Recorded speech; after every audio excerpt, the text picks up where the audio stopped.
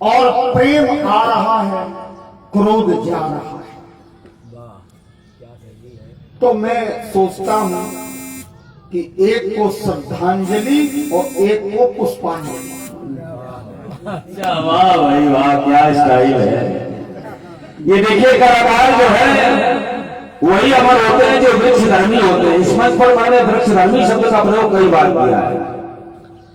वृक्षधर्मी से हमारा अभिप्राय ये है, कुछ नए लोग आ गए इसलिए कह रहा हूं, जैसे वृक्ष बूढ़ा हो जाने पर भी नई कोपड़े, नए पुष्प, नए फल धारण करता है, उसी प्रकार से जो कलाकार बूढ़ा हो जाने पर भी पुराने से ही नहीं चिंता रहता, नई नई विचार सरनियां, नई नई कल्पनाएं, नई नई उद्भावनाएं, नई नई भावनाएं जो समाज में मंच पर प्रस्तुत करता है, वो वृक्षधर्मी कलाकार है। वो कभी मरता नहीं है, वो हमेशा नया बना रहता है, ताजा बना रहता है। और तब मैं ऐसे कलाकार के लिए कहूंगा कि वो प्रायः ओस की तरह पवित्र होता है और गगन के समान उसको निराकांक्षी भी वो होना चाहिए। तब आओ इस प्रसंग में एक हमारे उसरी गांव में बेटा विधना के पास वहां के पाठक जी आए हैं, प्रिय आशीष जी पाठक। वो हमारे अभिनेता को जो पुरस्कार देता है वो ज्यादा जब देता है तो ज्यादा पसंद हो जाते हैं। हमको चाहे ढेला न दे, हमारे अभिनेता को दे दे। 50-50 मुद्राएं उन्होंने 4 अभिनेताओं को, महर्षि परशुराम जी, तेज निधान लक्ष्मण जी और भगवान राघव सरकार और हमारे व्यास जी का भी संशोधन उन्होंने 50 मुद्राओं के माध्यम मानी टोटल 200 रुपए हमको दे के गए। इसलिए विशेष बधाई के पात्र मेरे द्वारा अनुशंसित किए जा रहे हैं।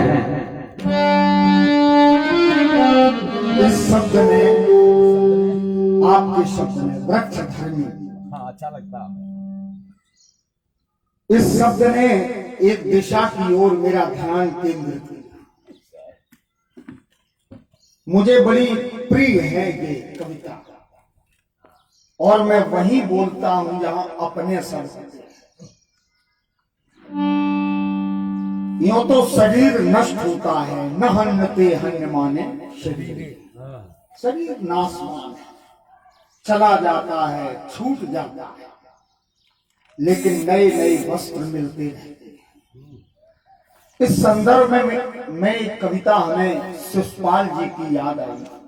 उन्होंने लिखा है मरघट, पहले लिखा पनघट, फिर लिखा मरघट, और पनघट लिखने के बाद जब सर्पदंश से उनकी पत्नी की मृत्यु हुई तो मरघट गए।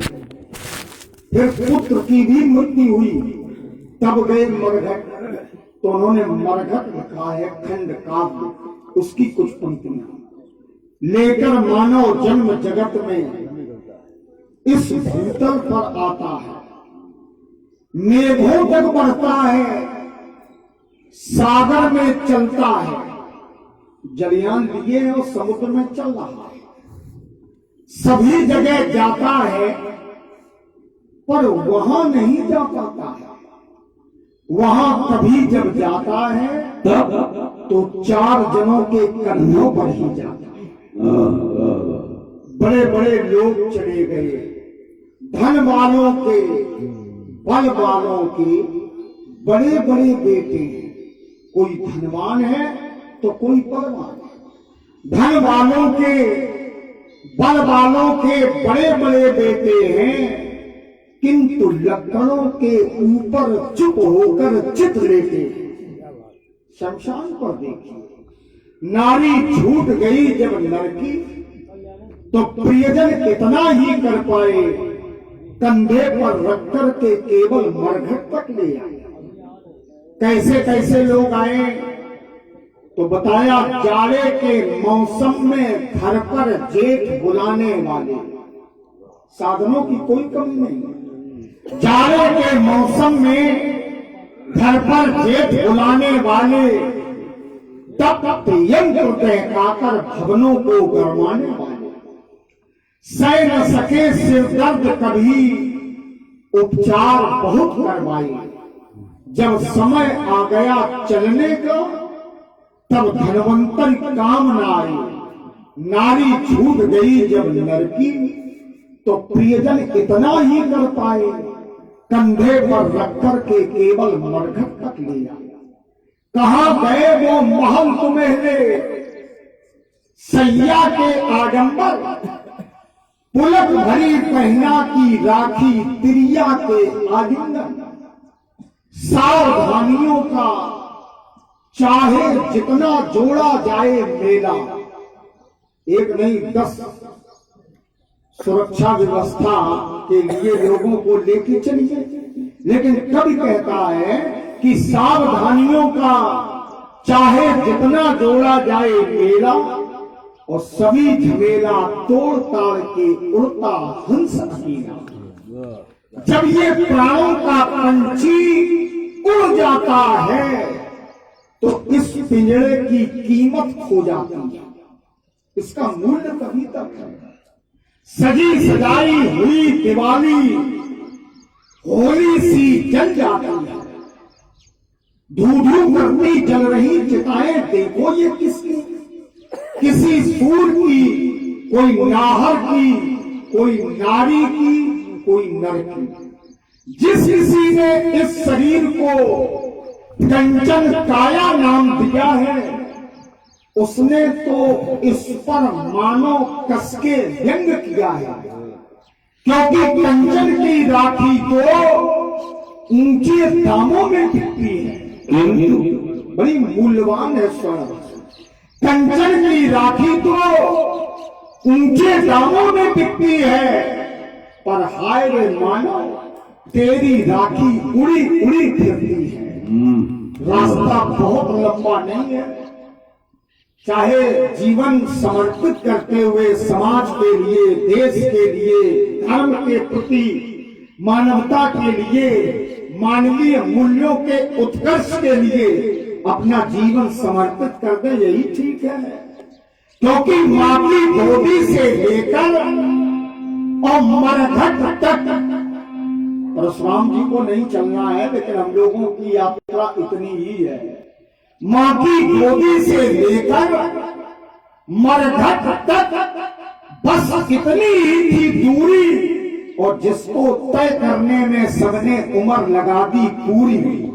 स्वर्ण भस्म के खाने वाले इसी घाट पर आए, दाने दीन चबाने वाले इसी घाट पर आए, गगन ध्वजा फहराने वाले इसी घाट पर आए, और बिना कफन मर जाने वाले इसी घाट पर आए।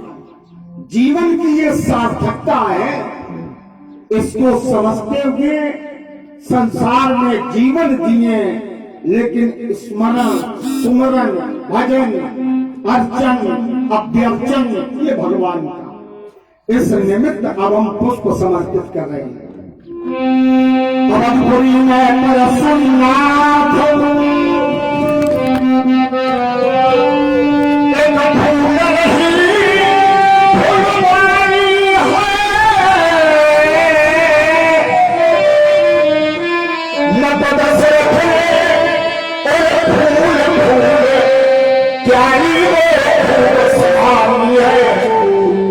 चार रंग के फूलों में ये लखा फूल और श्वेत सखों में श्याम राम श्री भरत है भूले रंग का फूल। इन चार रंगों के फूलों से फूली रहती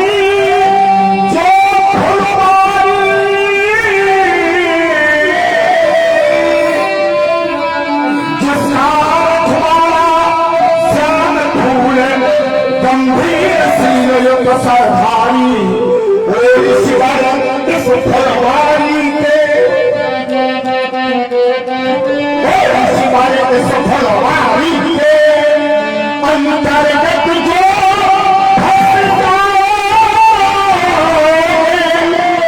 आएगा काम चाप पर से सीधे सदाओगे फूल फूल कर और फूल है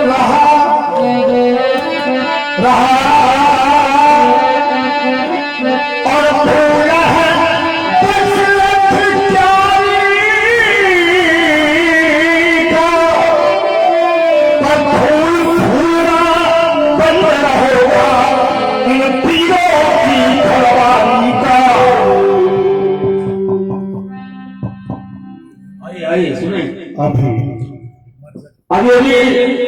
अभिनेता लक्ष्मण जी ने शिशुपाल सिंह की जो मरघट नामक कविता सुनाई थी प्रभावपूर्ण के उपलक्ष्य में, श्रीमान जगदीश नारायण जी द्विवेदी ने अभिनेता लक्ष्मण जी के प्रति 100 मुद्राओं का दान दिया हुआ था। प्रिय द्विवेदी जी के प्रति स्वस्ति ज्ञापित की जाती है और उसे सुराशीष तेरा भैया मांग रहा था तेरे प्राणों की भिक्षा, जब ने दे दी भिक्षा तो तुम देने लगे वे शिक्षा। अब करो अपने मृत्यु की प्रतीक्षा। फूलों की बात तुमने सुनाई तो फूल योगी है, प्रत्येक स्थिति में प्रसन्न रहता है। आकाश खुले जमीन के नीचे, के नीचे वो किसी का नकल नहीं करते, हम अपनी बात करते हैं। वर्षा में हिम में आप अपने निरंतर प्रसन्न रहता है। समस्तों का भी प्रतीक है पुष्प।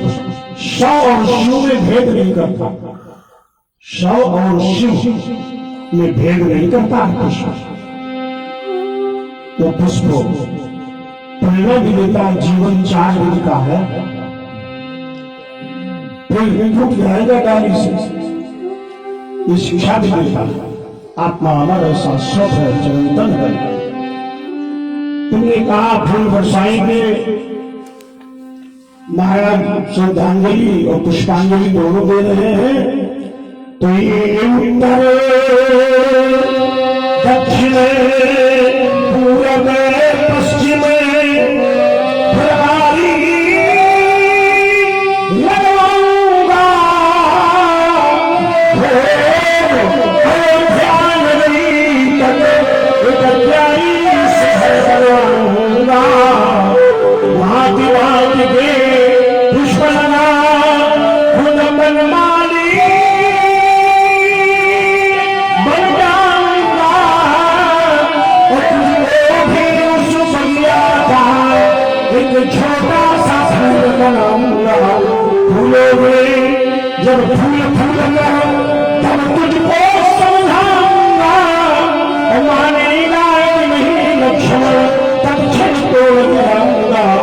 ये फूल फूल करना खिलाड़ी कौन फूल किस डाली का, फूल फूलना भंगन होगा ये ऋषियों की फुलवारी का। फूल फूल कर फूलों की फूल बगिया एक लगाऊंगा, अखिल महेंद्र चल के शोभा मैं प्यारी एक बनाऊंगा। नाना प्रकार के पुष्प लगा बनमाली बन जाऊंगा। उस सुंदर तुम फुलवारी का बाबा तुमको भी फूल बनाऊंगा। फूल फूल कर फूलोगे तब मैं तुमको समझाऊंगा, मानोगे नहीं यदि महाराज तो देह तोड़ने आऊंगा। फिर शिवरतन सूजियों सुई और धागा, सुई की चुभन और धागे की सूत्रता, सूत्र माने भी धागा, धागे की एक रूपता जिसने जीवन में उतार ली, माला बनने का अवसर उसी को मिलता है। फिर शिवरतन सूजियों एक सुंदर हार बनाऊंगा, और जिसको भैया की ग्रीवा में कहते हो प्रभु पर आऊंगा। फूल फूल कर फूल रहा